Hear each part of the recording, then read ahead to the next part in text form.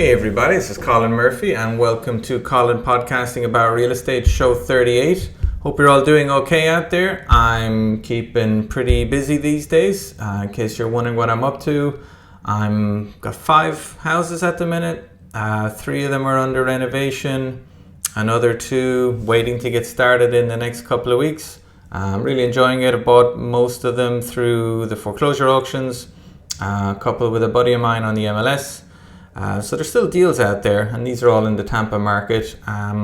It's busy, and prices are still going up and up and up and up and up, but it's a busy market.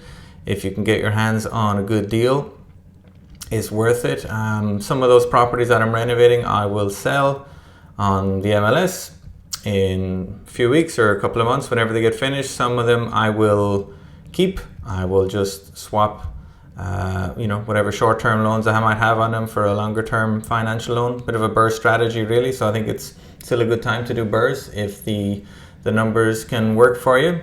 I think one of them, for example, I bought it for $100.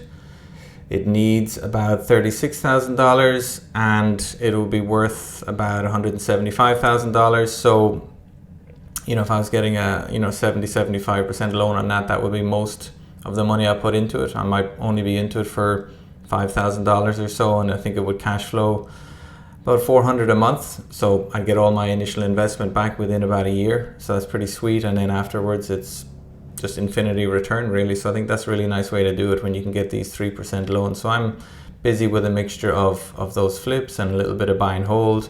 I'm also excited about a land flipping business that I've been working on in the background. I've dropped a few hints about it in the last couple of episodes, but that should be up and running by the time this podcast is broadcast in mid-March. So I'm excited about that and happy to chat to about it. But I'm hoping to be buying land in the northern Tampa area from like $50,000 to $100,000 lots. Have some systems in place where I think I can get them for 50, 60 cents on the dollar and sell them for about 80 cents on the dollar, leaving room in it. So a little bit of a wholesale play, really.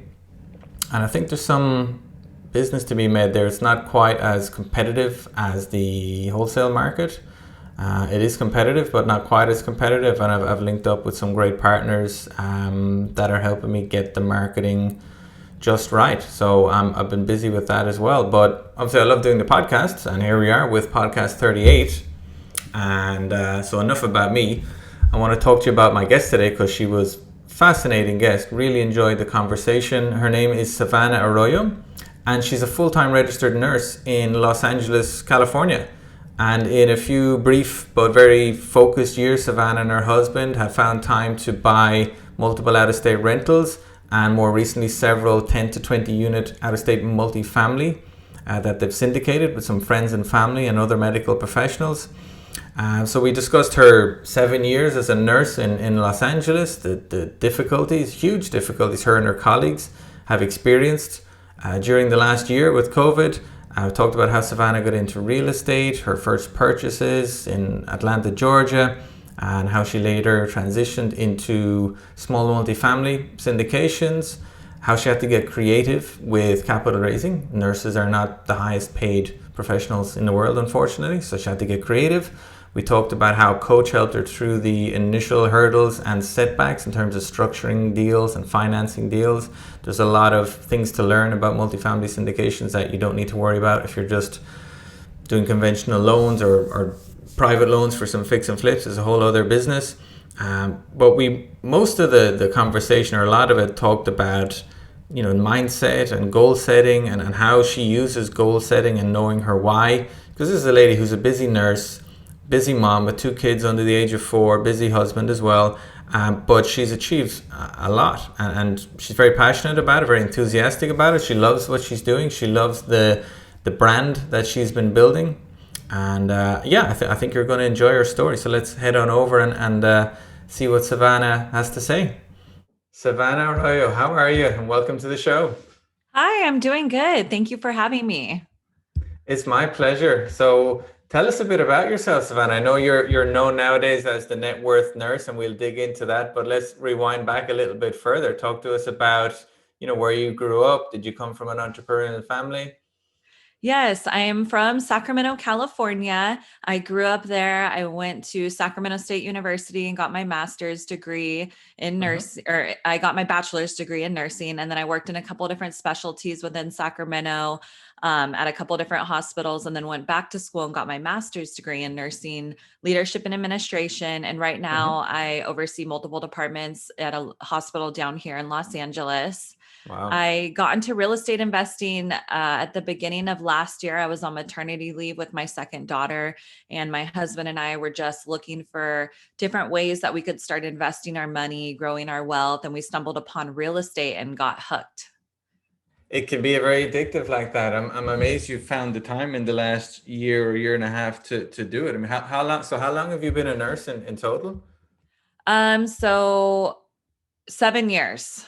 Okay. And so how are you Yes. surviving what must have been a pretty traumatic 12 months? I mean, Los Angeles was pretty much in the thick of it for a lot of last year. Yes, it has been very crazy to be in healthcare this last year. I was returning from maternity leave in March when it kind of started happening, and my Oof. daughter was 3 months old. I was taking her to a daycare, and I was returning to a supervisor position at a clinical practice, not the same position that I have now, but we were implementing constant changes, working with the physicians to get them all onboarded on Zoom for all our patients.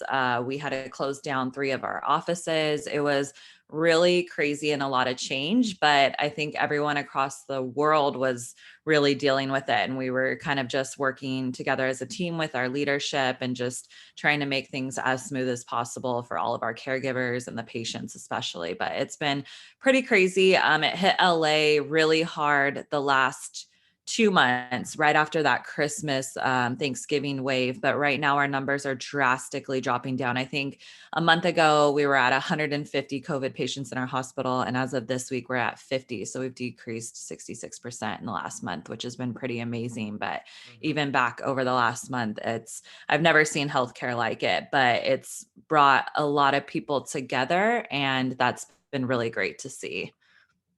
It has, and I know I speak for all our listeners when I say we owe healthcare workers like you a huge debt of gratitude for the sacrifices you've been making for the last year and more. So thank you. Yeah. So talk to us about real estate. How did you get into it? Was it like a website like Bigger Pockets? Was it a seminar? Was it Rich Dad Poor Dad? What got you into it?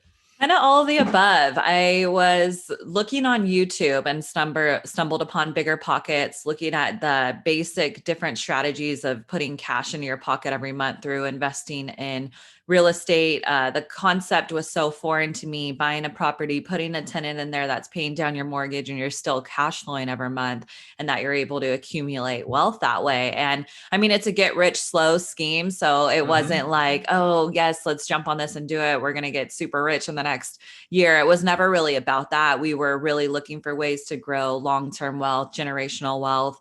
And we originally started investing in single family homes. And then because we were still divulging so much real estate information through podcasts and books, we quickly switched into multifamily after that. And right now we're doing value add syndications.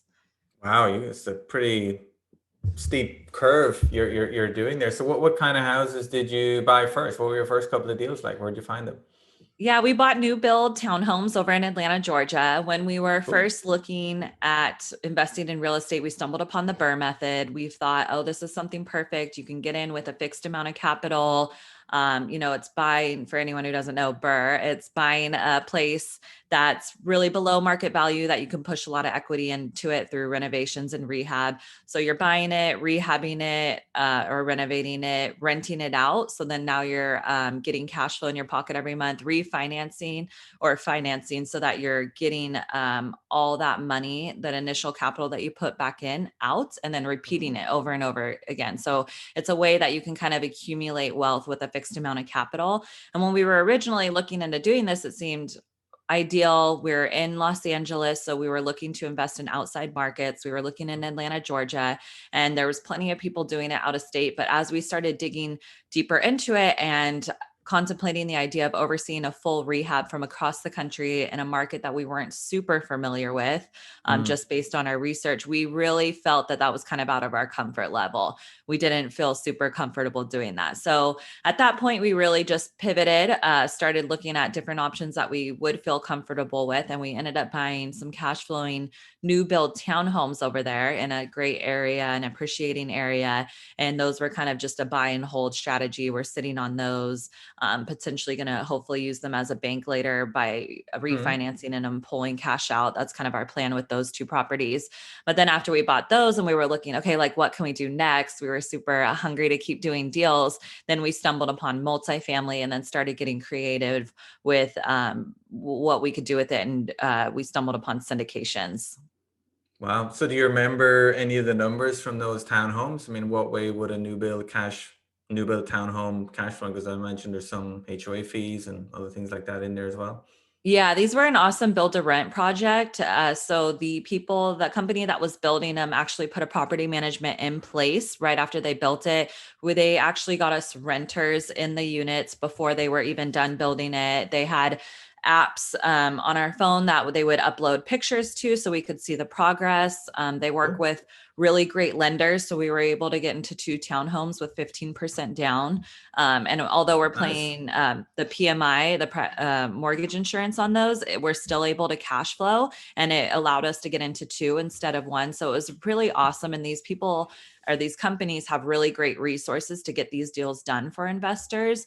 I mean, the investors that are looking at these type of deals are looking for something pretty easy, really passive that they can kind of just sit back on because they put the property management team in place and then they really do everything and make it pretty easy. So they're cash flowing a couple $100 a month, and they're new. So we're, hoping that they're not going to have any major CapEx, maintenance fees, anything like that in Not the for a next at while. least 5 years. So yeah, they're really good deals to get us started in real estate. What was the entry level? Were they like 200, 250? How much did they cost?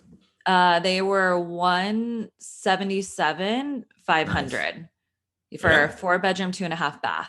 And that's so way awesome. different than Los Angeles. So that allowed us to Yeah. get in at 2 of them over there. Still seems like great value for Atlanta. It's not like you're in the middle of nowhere either. It's a pretty Right. big city and a big metropolitan area. That's fantastic. Okay, so you got these 2 townhomes. That's a great experience, and you can see how that will increase your wealth significantly over the long term. Like you said, get rich slow plan, and you could have kept doing that and gone up to 10, or branched out into a couple of different markets. But it sounds like you just did a pivot straight into syndicated multifamilies. Talk us through that. Yeah, like I said, we were really just wanting to do our next deal. We were really excited about real estate, still listening to podcasts, listening to how people were doing it. And then when we heard about multifamily and syndications, the concept was so foreign to us. And we thought it was so awesome that multiple investors were pooling together their capital to take down these bigger deals, which ultimately had lower risk, higher rewards. And we loved the concept of working together as a team, with other investors, with really a team of people to take down these big deals. And so we started investigating what that looked like, how we could do that. We generated some interest of real estate investing from our family and friends who knew that we started doing it. And the more I talked to people, I realized that a lot of people wanted to get into real estate, but not necessarily do it on their own, or they wanted to take a more passive approach. And syndications are really the perfect alignment for those kind of partnerships. We had friends and family who are willing to invest in the deal with us, hand over the capital, and sit back passively and still collect amazing rewards that real estate has to offer. And my husband and I were really stoked about doing the deals. In my full-time job as a nurse, I oversee operations. So I love process improvement, workflow, putting out fires, challenges, that sort of stuff. I do it full-time, and I really love working as a team amongst a lot of interdisciplinary people. And we saw a lot of similarities into real estate and rolling out these syndication deals. That's interesting. Now that when you put it like that, I can see the parallels, because you do need to be extremely detail orientated and system and process orientated, because this is not just a house with a property manager. It's a whole different thing. So it sounds like you were able to raise the initial kind of down payment money from friends and family, which is very cool. But another big part of the puzzle, of course, is finding the deals and getting Mhm. the commercial loans for the deals. So how did you do that in what has been a really competitive market? Yes. So finding the deals, we realized we just had to create great relationships with brokers. After listening and hearing a lot of people and what they were doing, that seemed to be key in what we were trying to accomplish. So we just looked into the markets that we wanted to invest in and started reaching out to brokers. One thing that we did was we got really specific about the deal that we wanted to do. So when we were looking over, we were also looking up in Oregon, and that's where we bought our first syndication deal. When we were looking up there, we were very specific with the brokers of we're looking from 12 to 20 units, strong value add, 1 million to $1.5 price range. We were very specific on those numbers. And yeah, it took maybe a bit longer to get those deals, but by the time the deals did come across our desk, we were able to act on them very fast. And it Mm-hmm. gave the broker really specific parameters to work with, and he was able to send us over deals. And another thing is we were very strong with our communication with him. So within 48 hours, we would look at the deal and give him some sort of feedback, whether or not that was, hey, this deal doesn't really look right. We can't make our numbers work with it. We can't get the returns for our investors on this specific deal, but Mm-hmm. it looks good. Send us another one. And just even giving that little bit of feedback showed him that we were really serious about it. And now, even since we've done that first deal, we're now under contract with another deal in the same market through that same broker that he got us an off market price listing. So creating those Mm-hmm. relationships with brokers is so important to getting good deals. And the second part you said, Those the financing. How did the you get the? financing. So it's Okay. a $1.5 million deal, and you'd raised what, three, maybe three, 400,000 from friends and family. Yes. So that was a little bit of a hurdle too, coming in as a newer investor, not necessarily having the net worth and liquidity requirements. Mm. And that was a little bit of a hurdle for us. So we were able to kind of get creative with the financing on that. And we invested in the deal. We invested a large chunk of capital in the deal as well. But our lender, we went with a local credit union, and they wanted us to have over 51% ownership of the building sign on the loan. So that meant we had to get a KP or guarantor on the loan. And luckily, one of the investors that was investing with us was willing to do that. And then we gave them a bigger piece of the GP to do that for us. So there's a lot of creative ways that you can form and structure syndications. I know that it can be a little bit discouraging when you hear certain things about why you can't make a deal work. I mean, when we first heard from the credit union, oh, well, 51% have to sign on the loan, we were like, oh, great. Like, how are we going to make this work? And then when we Mm. started talking it through and then started talking to investors and realized, okay, we can offer them a bigger portion of the deal, a higher percentage, a portion of our GP to sign on the deal and compensate them for that. And it worked out perfect. They were more than happy to do that. They got bigger, higher returns, and it was really a win-win. So how did you get? I mean, that's super impressive. And did you have people like mentors you could talk to, or a coach that would, because that's not something that might occur to you naturally. That could take you months of figuring it out. Or are we just lucky that your senior investor was experienced with this and just kind of suggested a solution, or how did that happen? Yes, we had him in a coaching program. We signed up for a coaching program, and this was very huge for us. I Mm-hmm. know there's a lot of different programs out there. A lot of them can be kind of expensive. We Yep. felt that it was worth the investment because it was a big transition from single family homes over into multi family syndications. More specifically, we were nervous about capital raising and the legalities of structuring these deals. Yeah. We were dealing with hundreds of thousands of dollars of other people's money. And we were Mm-hmm. dealing with huge legal documents that really held us accountable for everything that we were doing and the returns that we were not promising, but projecting for our deal for our investors.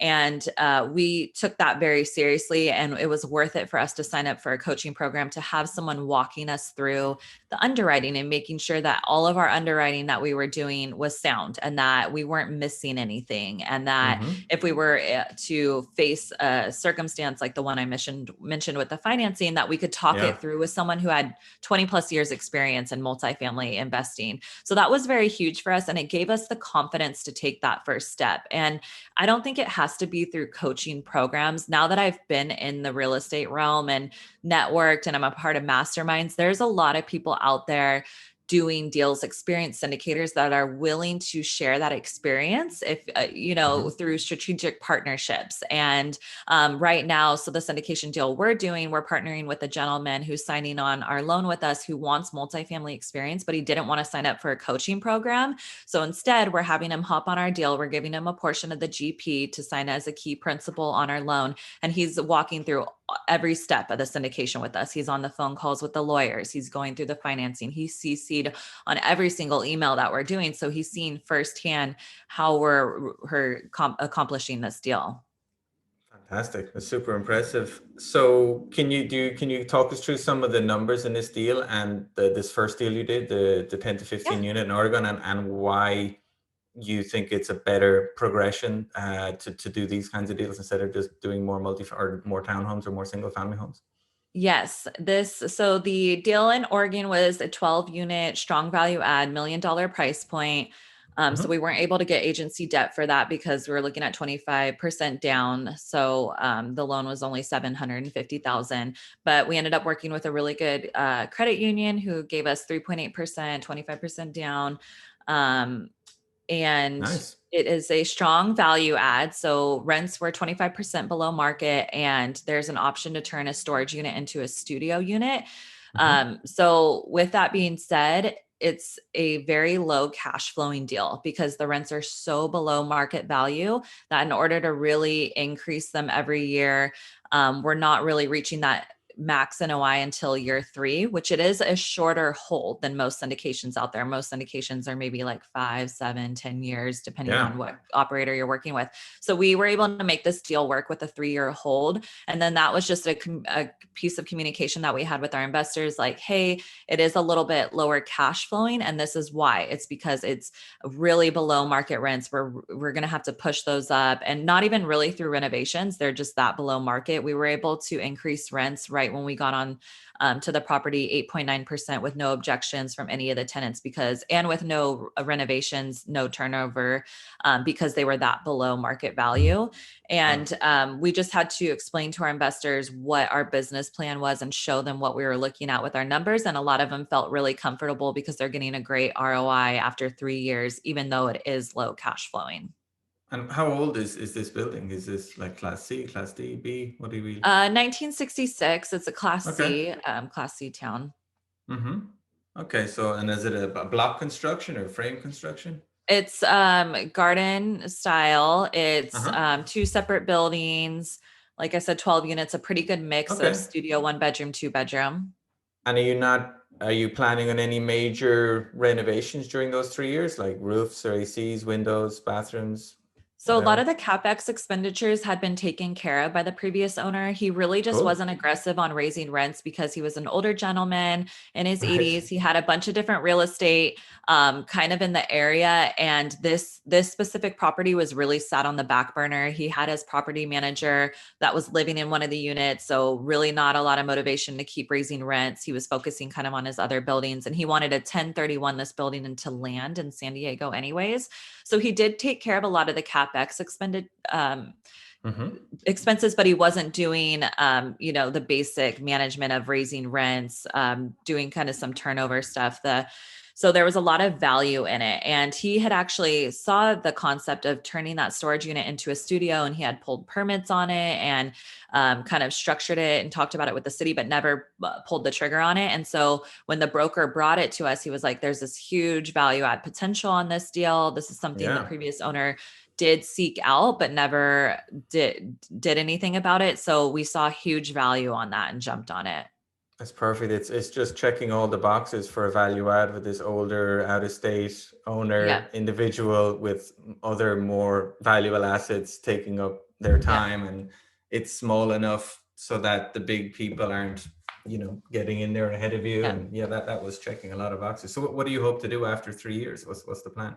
The plan is to sell, although we are reassessing that every year. We'll take into consideration what the market looks like 3 years from now, well, now 2 years from now, and kind of what that, if the returns have changed drastically and if there's any sort of leeway on a different business plan that we'll execute. Okay. So what kind of cap rate are you getting out of it now? About 6%. That's pretty standard for the market. Mm-hmm. Yeah, that's pretty decent, especially since you didn't have to spend any money on it. So that's great. And then you're hoping to, yeah, get those rents up. And yeah, if you sell it at 6% in Yeah, 3 years' time, when rents are up 30%, that's a $300,000 profit for you, right? right. That's awesome. And you said you're working on another deal now as well? Yes, in the same market. It was given to us from the same broker. We're actually flying up to Oregon this Friday to go and view the property and do the due diligence, walk every unit with our contractor and inspector. It's a very similar deal, just very below market rents. Just wasn't really managed properly. There's some higher expenses on this specific property as well. So we're Mm-hmm. hoping to kind of get in and take care of that as well. Okay, so sorry, are you under contract on this, or when do you hope to Yes. close on this? Yeah. I think our closing date is March 24th for this one. Okay. And is that Yeah. going to be the same credit union date, or is this a little Yes. higher up? Yep. We're Yeah. using the same credit union. We're Nice. usually like a big part of our team that we used over there for our first deal, which makes it really great and easy. We created great relationships with those people that we have in place Yeah, over there. So it's making it a lot easier this go around by investing in the same market.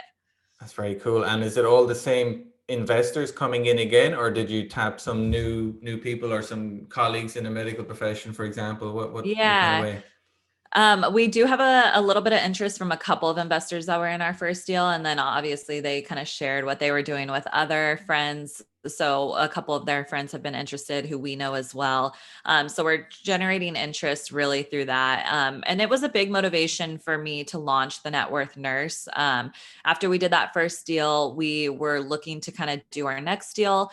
And we were thinking we could originally build strategic partnerships with capital raisers for our deals. We weren't necessarily wanting to invest all the time and energy into building a brand and doing the marketing. But then as we Mm, started digging a little bit deeper, we really wanted to build the business to the full capacity. And we felt that it was necessary to build a brand at that point. And so I got with a couple marketing people and started feeling out the best way to do that. And then I launched the Networth Nurse, and it's been so awesome because now I have this platform to share, I mean, with other medical professionals and our friends and family that really mhm. has all the resources and information they need to learn about syndications and then potential opportunities to partner on investments with us. It's very cool. I love the name Networth Nurse, and I love how that can be an inspiration to other, medical professionals, nurses, doctors, and everyone else that's involved in it. That there is stuff you can do outside of your day job to make a big difference in your life. So it's really it's really interesting. So where do you see yourself? What's the goal? Is it buy a deal every 4 months, 5 months? What do you want to do? Yeah, probably yes, a deal every 4 months. That was our goal when we sat down for 2021 and we were setting out goals. That was what we had in mind. Hmm. Not necessarily, we're still really open to it. I mean, we're trying to niche down and focus on a specific strategy. So value add multifamily deals in the lower, 20 to 50 units. It's kind of our sweet spot. We're not really looking to scale Hmm. too heavy into the higher to the bigger buildings, but we are open to, especially since I've started networking more and pushing out the brand. I've had the opportunity to connect with a lot of amazing investors out there doing a lot of different things. And so it's opened up the communication to be doing different deals or kind of different strategies within real estate. And so we're staying open, but trying to stay focused on what's been working for us as well. Yeah, so many different options out there. It's yeah, once you get those initial deals and that adrenaline rush, you can see the sky's the limit. But you've got a super busy day job, Savannah. I mean, what's your secret to finding the time and the motivation to invest in real estate rather than collapse on the sofa Yeah. and stick on, Netflix? Right. So motivation is key. And that's really, my husband and I got very specific on our why and why we wanted to get into real estate.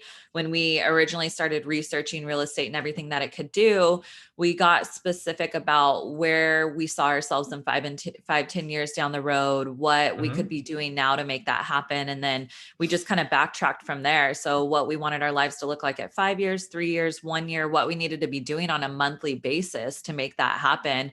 And there's so many opportunities within real estate, and it gave us a blueprint really of what we needed to be doing every day to make that happen. And like I said, doing 3 to 4 syndications in a year, that takes a lot of work. But once you build up the systems and build up the team, it doesn't become effortless, but it becomes a lot more structured and fluid. And we're really just trying to build up our systems at this point to kind of get these deal done a little bit more efficiently. But it's been an amazing experience, and we're so stoked off it that it gives us the motivation when we get home from work. And right now we have 2 young daughters, a 1-year-old and a 3-year-old. So when we come home from work, all our time's focused on them, and we make it a point to put away our phones and be really intentional about our time. And we spend it with them. And then usually we do dinner time, bath time, bedtime. And then after that, we become very intentional in our time spent on real estate and together. If we're working on things together or separately, we just kind of allow our time to be specific on certain things that we're working on. That's amazing. So I'm curious, do you literally have like something written down on paper or typed out with the 5 year, 3 year, 1 year, and then broken down into this month, this week? Do you have it like all written out? Yes. Yes. Goal setting has always been a huge part of my life. It was something that my dad instilled in me when I graduated from high school, like just really getting specific on kind of what you want out of life and what you're doing to reach those goals. And I'm a Tony Robbins junkie. So I use his kind of work process to set those goals and get really specific on why you're setting them. I mean, he's very specific on the why and then what you need to be doing, because if you put a why behind your goals, there's that passion there and the motivation. And when you're not feeling like accomplishing something, or when you kind of fall back, I mean, it's not always easy. I mean, most of the Yeah. time it's pretty difficult, and you're faced with difficult challenges that the easy thing to do would be to give up. And when we look back on our why and those goals, we're able to realize, okay, this is why we're doing this. And this is what we can accomplish if we do keep moving forward. So yes, we do write out what we hope to accomplish. And I think that's just a part of being organized. I mean, even when we got under contract with this last deal, we sit down and make a huge list of everything that we need to be doing over the next couple months. And then we kind of split it up amongst ourselves. Like certain things my husband takes care of, and then I'm taking care of certain things. And we kind of talk through, okay, like I'm going to be talking to this amount of investors by this amount of date. We're building the presentation. We need it to be done by this date so that we can present it to people by this date. And just, I mean, when you get specific and start writing things down, it becomes a lot clearer and easier to take action. It does. I love it. And I love how you involve your spouse as well. I think that's where a lot of investors fall down, that you can set these really interesting goals that make you passionate. And that means you're diving into them at 9 o'clock when the kids are down and you're working to 11:30. But if you're not bringing your spouse into that, into the whys and into the goals, you're going to have a tricky life. It's not going to work out. I think both people need to be heavily involved in the goal setting and in the why. It's not necessarily doing all the work equally, but they need to be heavily involved in why you're doing it for the family and why you're both doing it together. And I love that you're Yeah, doing it that way. definitely. I could not do it without him for sure. And that just goes so strong to say that, I mean, not every night that we're working on it full force, but we do have fun with it. And we could be doing other things kind of together, just as a couple, and then be having real estate thrown in there. So it becomes fun for us and we love doing it. And it really has just added this whole other element to our relationship. It's been great. That's awesome, Savannah. So have you any, I think you've given some already, but you've any additional tips for our listeners on overcoming kind of any doubts that they might feel about their ability to actually do this with their busy life, or any, what other challenges that people might need to know about to start taking these life-changing decisions that you've been doing? Yes, I think getting in the right mindset has been huge for me. I love reading books about mindset, kind of self-help books that really just give you the motivation to start taking action. That's been huge for me. And then I think the second part of it, I would say, is reach out to people who are doing what you want to do. As my husband and I, when we first got started, we were doing it ourselves and rolling through it. And that was fine. I mean, we were getting great momentum doing that. But when we started networking with other investors and started diving into masterminds and networking groups and Facebook groups and just started connecting with other people. I mean, since I've started recording podcasts and connecting with other hosts, it's been such a huge switch in to kind of the encouragement and support that you need to be taking down these deals and accomplishing what you want to accomplish in real estate. There are so many people out there that are very encouraging, that want to support you, that they have strategic partnerships and things that you can offer. Like, it's just kind of leaning on each other and lifting each other up. And it's been such a great experience. I know when we were originally looking into it, I love picking people's brains. So if there's someone, Mhm. even if you're wanting to do Airbnbs or flip houses, if you go onto social media and find someone who's doing that, who's flipping houses, and you love what they're doing and their personality appeals to you, because there's a lot of different people out there doing it, reach out to Sure. them, ask them how they got started, ask them if they have any tips. I'm sure that they would be more than happy to share with you kind of some tips and tricks. Yeah, and I agree. And the more I've networked over the years, the more I'm just pleasantly surprised at how helpful like-minded people are. And obviously, not everybody is like-minded, but there is a huge amount of people out there that are very happy to help other people that they see have set the goals and are organized and determined and polite and happy and all the rest of it. So there's nothing to lose, really, is there? Yeah. So, what about the books then? What's a good book to get started on? You mentioned that you love mindset and motivation books. Give us a couple. Yes, Grit by Angela Duckworth. That's really one of my all-time favorite mindset books, that did huge wonders for me. In real estate, I mean, Rich Dad, Poor Dad's great. Financial Freedom Through Real Estate Investing, Michael Blanc. That's really what gave us the motivation to switch from single-family homes over into multifamily. Tax Strategies for Wealth, Tom Wheelwright. Yeah, those are some of my all-time Yeah, favorites. yeah, I'm going to take note. I've read some of them, but not all of them, so I'm going to check those out. Really interesting, Savannah. Any parting words for our listeners? Just if you want to get in touch with me, you can find me on the Networth Nurse. That's Okay. my name under all social media handles. So Instagram, LinkedIn, Facebook, YouTube. My website's the Networth Nurse. My email, Savannah at the Networth Nurse. And like I mentioned before, I love connecting with other people. If you're even remotely interested in anything I've been saying, reach out to me. I would love to chat. I really enjoyed chatting with you, Savannah. I'm super impressed with your journey. I can't wait to see how it goes during the next 2 or 3 years, and very best of luck with it. Stay in touch. Awesome. Thank you for having me.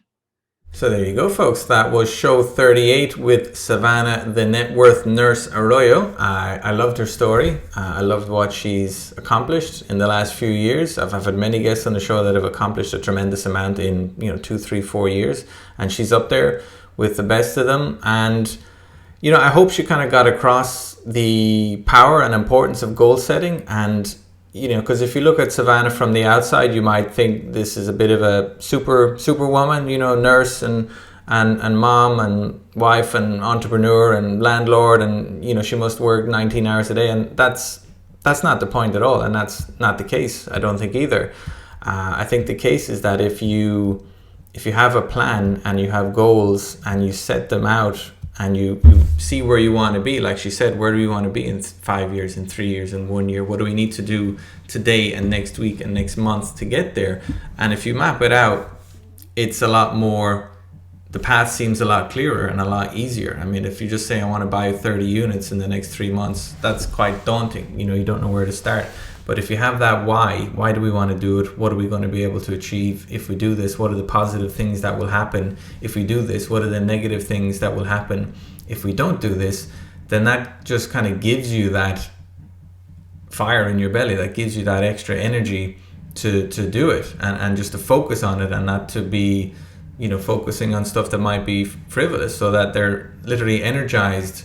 I imagine her and her husband in the evening spending an hour or two on their spreadsheets and on their underwriting and on their loan documents and on networking and building a team of people that can help them move onwards and upwards. So I think that's the lesson to take from it today. It isn't that you need to work 18 hours a day to be successful if you have a busy job. I mean, number one, it shows that you can have a busy job and a busy family and still do really interesting things with real estate. It's not about, you know, just giving up your job to try and be a full-time flipper or a wholesaler. I mean, that's a path as well, but you don't need to take that path. If you have a job that you love doing, as she does, and she loves networking with other professionals, she's helping other health care professionals build wealth through real estate. She loves her job and helping people anyway. So I think she's mixed it all quite nicely, and I take off my hat to Savannah and her husband for what they're doing. And I think the next few years will be equally interesting for them, and I will look forward to keeping an eye on them as they